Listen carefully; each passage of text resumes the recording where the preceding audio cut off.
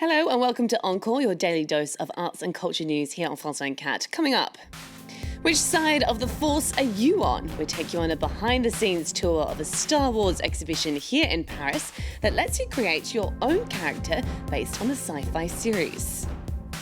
Plus, he went from being just another pawn in the game of emigration and asylum seeking to checkmating the system. We take a look at the incredible story of the chess-playing prodigy Fahim Alam as a book about his life is released. And drawing diplomacy. Find out how a graphic novel depicting the vetoed resolutions, verbal ping-pong matches and deadlock over the Syrian conflict is being received at the United Nations.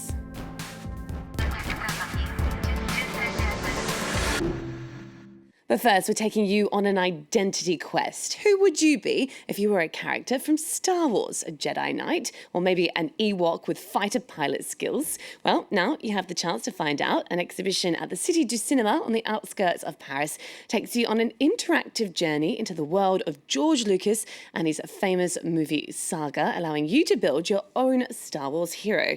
We sent Clovis Casali along to find out which side of the Force he's on. That boy is our last hope.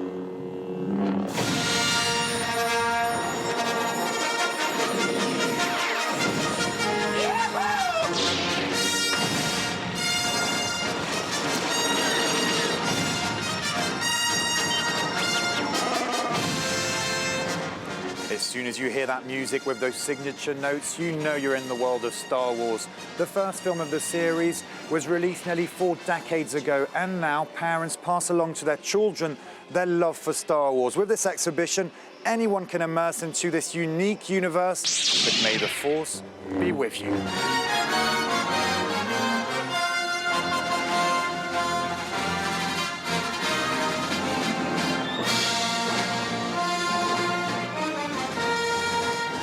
So tell me, this interactive game, it's clearly one of the highlights of this exhibition. Definitely, this is one of the highlights of the exhibition.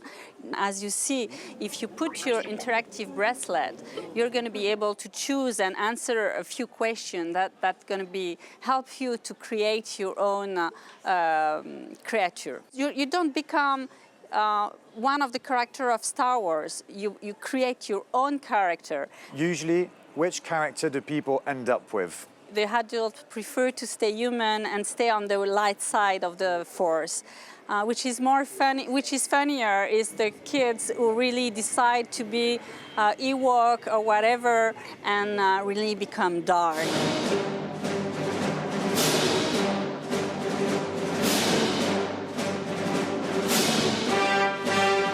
Luke Skywalker, Darth Vader, Princess Leia, Chewbacca. You can pick any of the iconic characters. This exhibition at the Cité du Cinéma outside of Paris also brings together an impressive collection of rare objects, costumes, original drawings, and memorabilia of all sorts.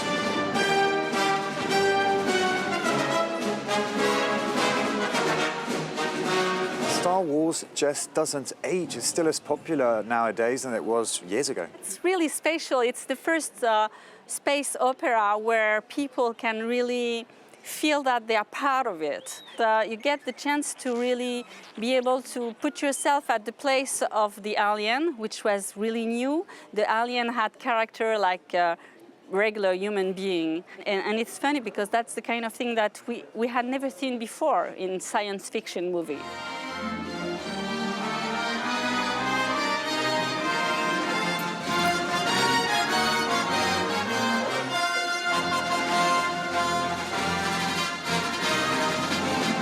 Even die-hard fans are likely to learn something here. For instance, did you know that George Lucas asked his team to design Master Yoda's eyes based on those of the most intelligent man he could think of? And that was Albert Einstein. Besides the anecdotes, Star Wars lovers have the chance to really get behind the scenes. There are a lot of details from the films. They've nicely reproduced the spaceships. The models that they used were very small, even though in the films they looked huge. It's impressive. It's rather curious, a bit disconcerting, but I like it all the same. I admire the creators' imagination. I like their system for creating identity like in the films. It's nice, it's a good idea. You're in the dark, there are lights and decoration. It's like you're in another universe. The headphones and the commentary make you feel like you're somewhere else.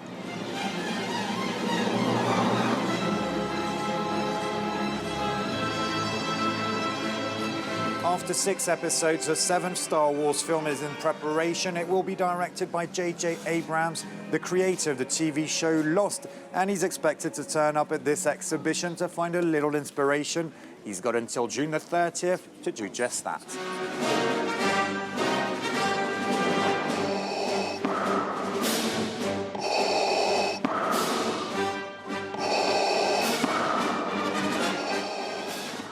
Clovis Casale reporting there. Well, next to the incredible success story of a boy genius. When Bangladeshi-born Fahim Alam arrived in France at the age of 7, he was just another pawn in the game of emigration and asylum seeking. But he made headlines 2 years ago when he saved his father from deportation after winning a national chess championship. Now, his incredible story is being told in a new book called The Illegal King. Yuka Roya has more. Fahim Alam is no ordinary teen. He's one of the best chess players of his generation. And at 13, he already has quite a life story behind him. For 4 years, he lived in hiding, fearing deportation, until one remarkable event shot him to fame. This trophy changed my life.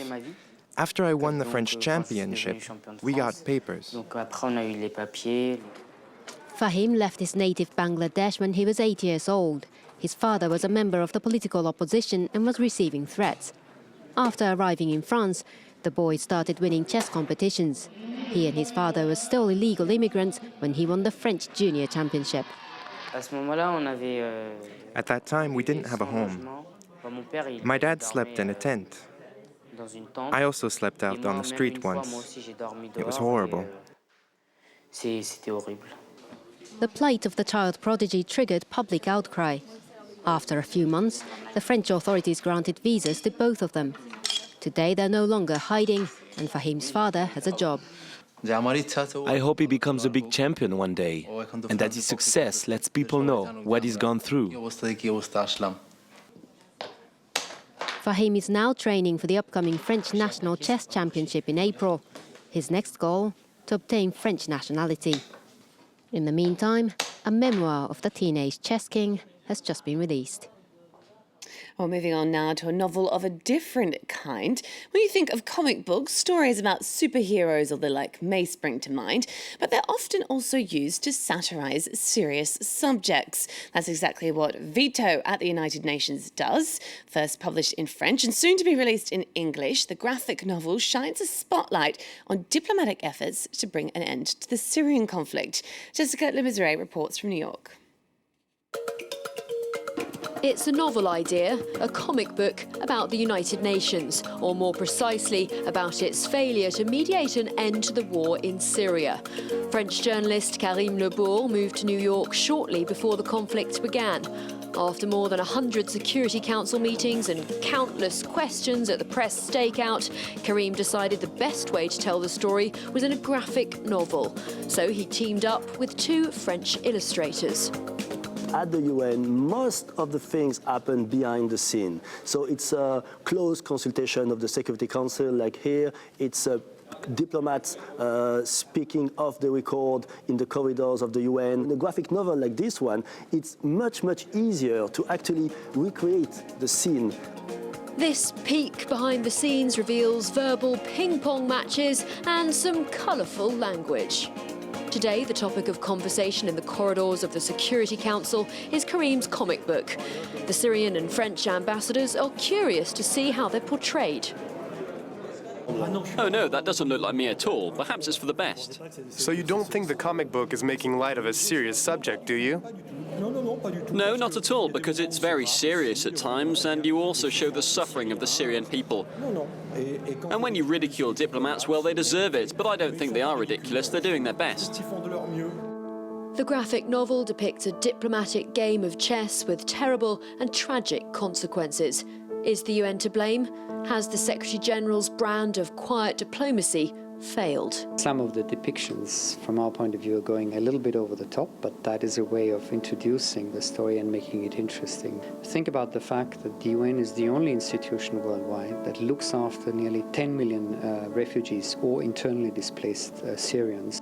Will those in favour of the draft resolution contained in document? There have been some rare moments of unity on Syria at the UN, a humanitarian resolution this year and a resolution last autumn calling on the Syrian government to destroy its arsenal of chemical weapons. But despite diplomats' efforts to stop the conflict, on the ground in Syria, the violence continues. We're going to finish now with some more images that depict a different side of the Syrian conflict. Far from the war-torn scenes we're bombarded with in the media these days, photographer Alan Homsey is taking us back to the historic beauty of the country before the fighting began. The pictures are currently on display at the Maison Diop et Orient here in Paris, and all proceeds from the sales go to victims of the war. We're going to leave you now with some of those images. Enjoy and see you for more culture news soon.